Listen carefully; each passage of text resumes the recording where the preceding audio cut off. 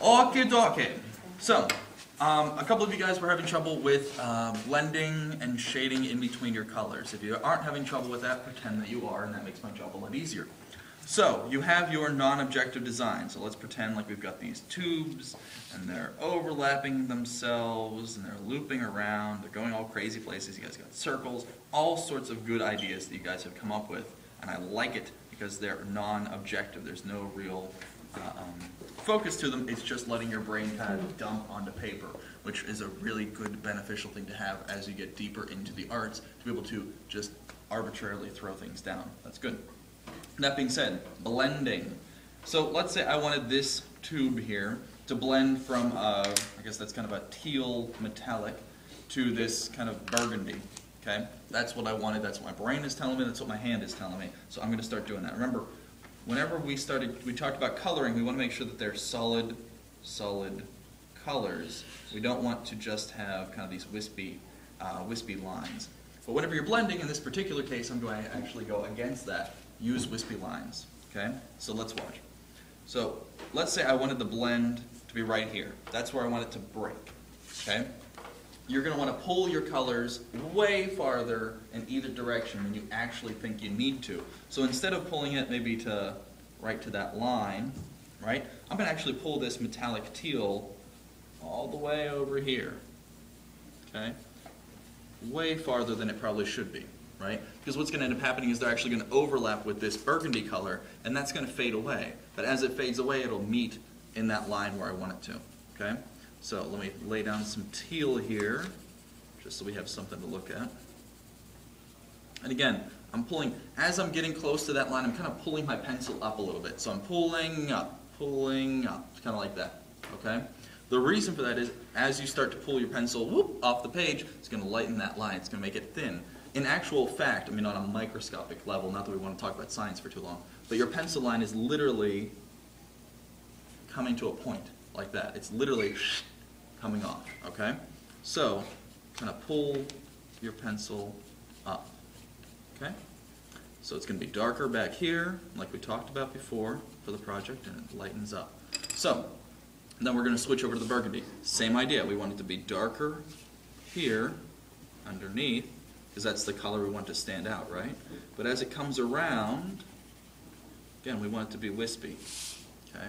Bring those wisps. Go right over top of your teal. You want to see that? Go right over top of that teal. Okay? And again, I'm bringing this burgundy way farther than I need to. Because as it blends, it's going to pull a little bit with it. Okay? It's going to pull a little bit with it. So now I'm getting kind of a gradient effect, or a blending of these two colors. So again, we want dark, and then I kind of pull that pencil. Remember how we said pull it up? I'm reiterating for the sake of the class. So, pretty soon, you end up with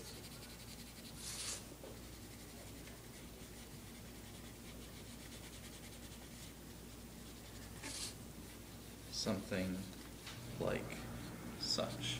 Where now you have these colors, they start to blend into each other. Now play back and forth. If you like it a little bit darker on one side, maybe you want to move that line. That's okay.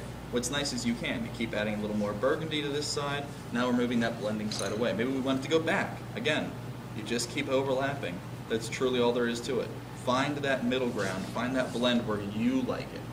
Now one more point that I want to make while you guys are up here is talking about shading. Now we're going to talk a whole lot more about this as we get closer into next week, where we're actually going to do a little bit more in-depth objective-based drawing.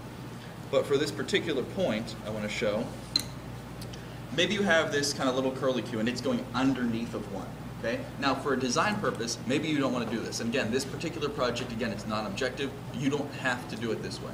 If you want to, really push that secondary kind of chord way down there. Okay? It's not just lying on top, it's way down. Okay? Take a black or take a darker version of the same color. So maybe if it's burgundy, you want a really dark red, like a blood red, right? But in this case, I'm going to use black. And you kind of get right along those edges. Okay? See how it kind of, not an outline, but just so I know that that's where that breaking point is. And again, just like we blended here, I'm actually going to lightly, picking up the pencil as I do it, lightly blend some darker color underneath. Okay? Now some of you might have already figured this out, or some of you already might have done this kind of stuff before, but that little bit of dark shading underneath of that other secondary chord, which is now on top, is going to really push it apart. Now later on we're going to talk more about light and where light comes from, so if this was a particular object, maybe there's only shading on one side, but for this particular project, considering it's our first one, just do it on both sides and it'll be just fine like it is. And now you guys can see it kind of pops underneath of the first chord. See that? Okay, so we have a blend right here. And again, remember, picking up the pencil, pulling that line much farther than it needs to, and then we have a little bit of a dark shading underneath. Don't be afraid to add any of those to your projects, not that you have to for this particular project. Any questions?